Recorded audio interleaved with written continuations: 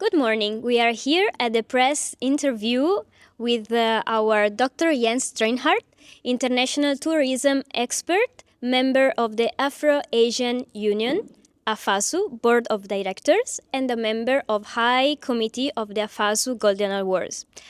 Vice Chairman of the UN Tourism Affiliate Member Board of Directors. Welcome to Domina Coral Bay, Mr. Jens. Thank you so much. It's great to be here. Would you like to introduce yourself for us? Great. Yeah. Well, my name is Dr. Jens Thraenhart. I'm originally from Germany, currently based in Bangkok. I was the CEO of Barbados Tourism. And prior to that, I was the CEO and executive director of the Mekong Tourism Coordinating Office. So I have experience in tourism. I was also before that in China, co-founder of Dragon Trail, telling tourism boards, travel and organizations how to market to Chinese consumers. And just recently, I advised the Saudi Tourism Authority, just across the Red Sea from here. That's fantastic. Thank you so much. We start now with the interview. How would you describe your experience attending the ceremony honoring Domina Coral Bay Resort and Casino after winning the AFASU Golden Awards? Attending the ceremony was a truly remarkable experience, as we can see from this beautiful room here.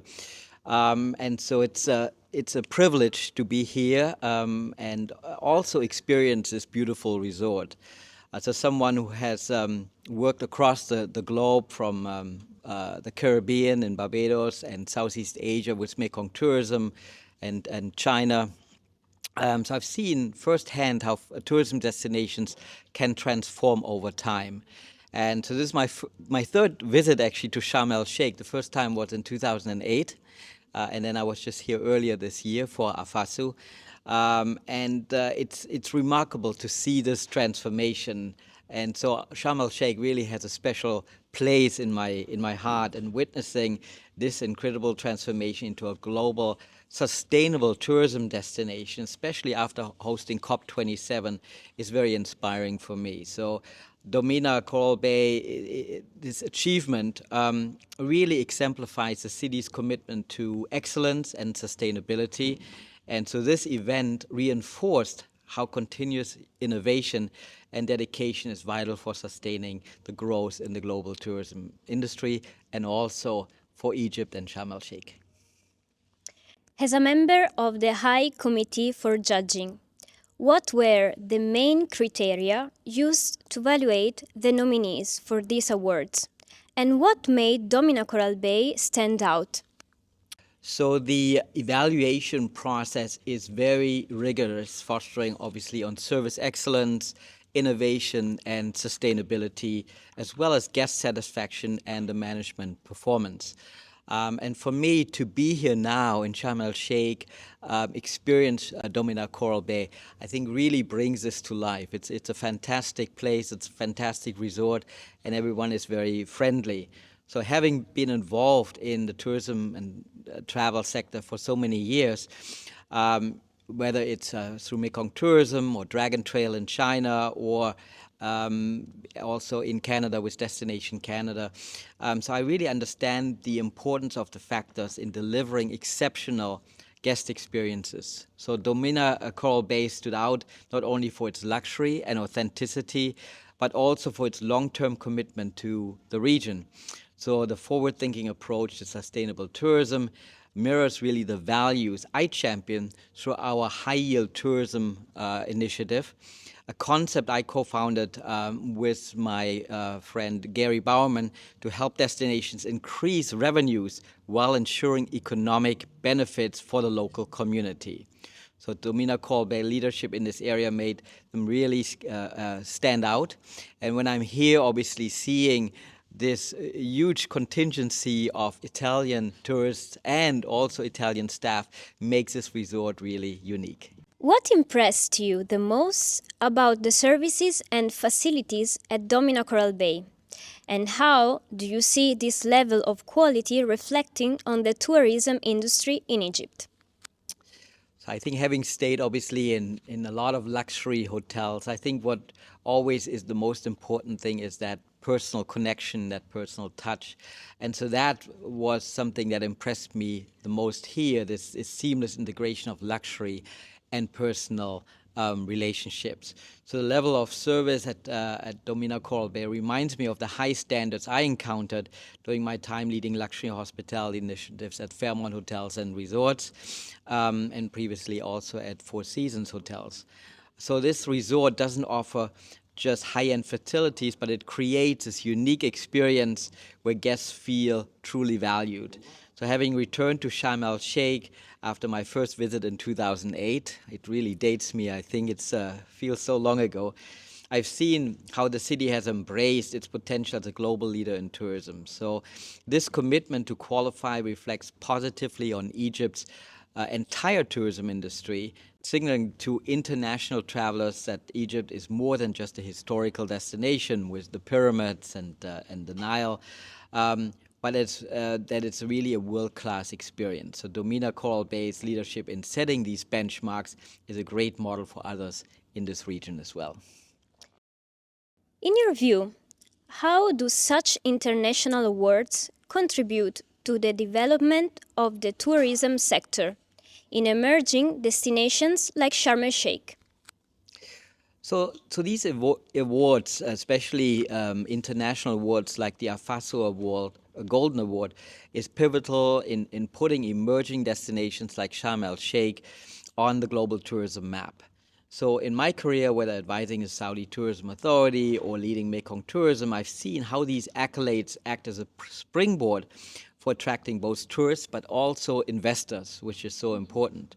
So Sharm el-Sheikh's transformation, especially after hosting COP27, is a perfect example of how global recognition can elevate a destination. So awards provide the validation of a destination's excellence and fostering trust and building a reputation that draws attention from the stakeholders across the globe.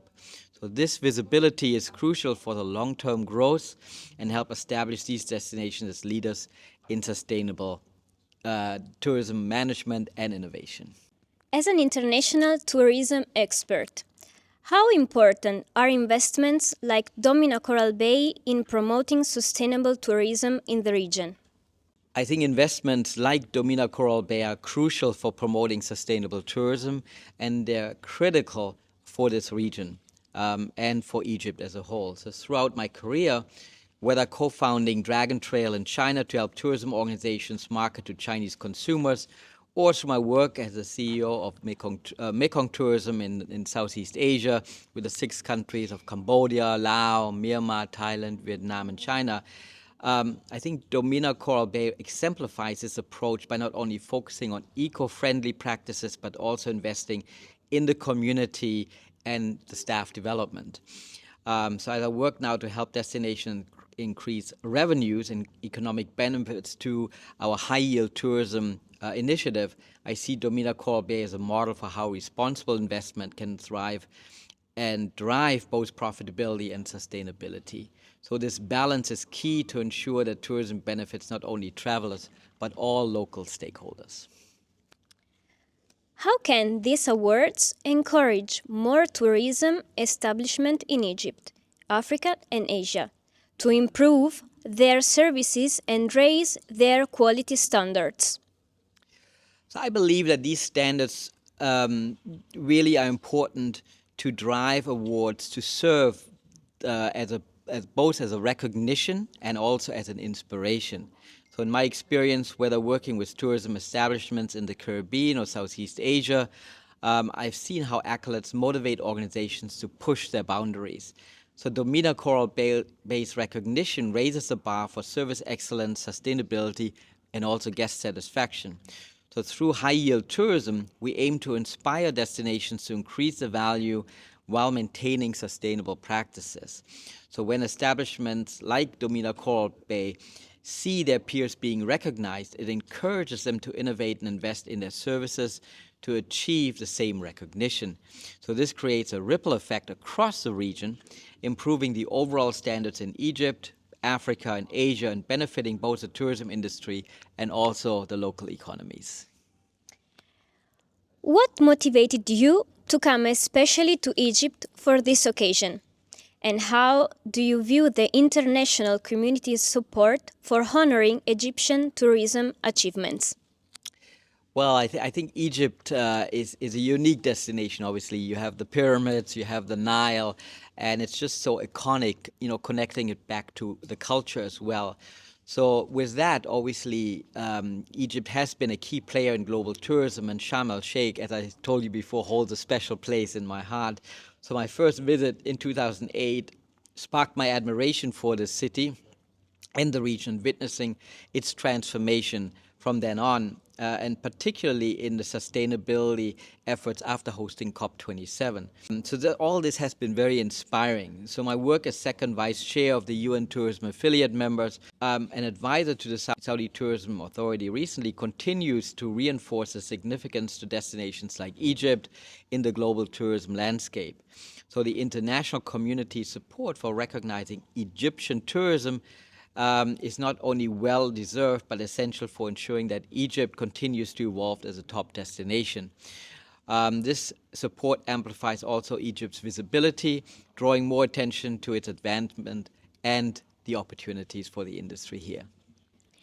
As a member of the Afro-Asian Union Board of Directors, what role do you play in promoting cooperation between African and Asian countries in the tourism sector?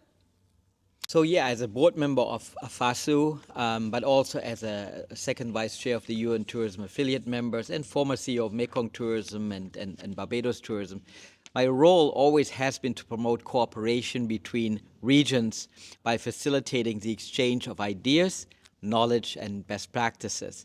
So tourism, in my opinion, is a powerful bridge between cultures. And through my work, I've seen how collaboration between African and Asian nations, and even the Caribbean, which has obviously African roots, can open new markets, enhance intercontinental travel, and boost sustainable tourism practices. So by working together, these regions can leverage their unique strengths to compete more effectively on the global stage. So this kind of partnership is something I also promote in my current role with high-yield tourism, where we aim to really create these unified strategies that benefit all stakeholders and not just a few. How do you think awards like the AFASU Golden Awards contribute to increasing competitiveness among tourism establishments on a global level? So there obviously are lots of awards out there, but I think the awards like the AFASO Golden Award is unique and set a global benchmark for excellence. So they encourage tourism establishments to innovate and exceed industry standards and differentiate themselves in an increasingly competitive market. So in my work with organizations like Destination Canada, I've seen how recognition drives innovation and also improvement. By celebrating achievements like those of Domina Coral Bay, these awards motivate other establishments to enhance their services, resulting in a healthier, more competitive global tourism industry. So this push for excellence benefits not only the establishments, but also the travelers, the residents, the local economies that rely on the high-quality tourism offerings for increasing a better living and destination place branding. What message would you like to convey to those working in the tourism sector in Egypt following this recognition, and how they can capitalize on such achievement? Oh, so I think my message is one of pride and encouragement. So Egypt's tourism sector has a rich history, as we said already, and I think it has even an even brighter future. So the recognition of establishments like Domina Coral Bay is proof that the hard work, the innovation, and dedication of the Egyptian tourism industry is paying off. So having worked globally from Canada to the Caribbean, Southeast Asia, and also Saudi Arabia, I understand how important it is to build on these achievements. I urge those working in Egypt's tourism sector to continue focusing on quality and innovation and sustainability. And so by doing so, I think Egypt can remain a global leader in tourism, offering unforgettable experiences like this one in Domina Coral Bay that I'm just experiencing right now, and while generating obviously long-term economic benefits for local communities. Thank you so much, Mr. Jens. Thank you for sharing with us your insights, and I hope you see you soon. Thank you so much. Thank you.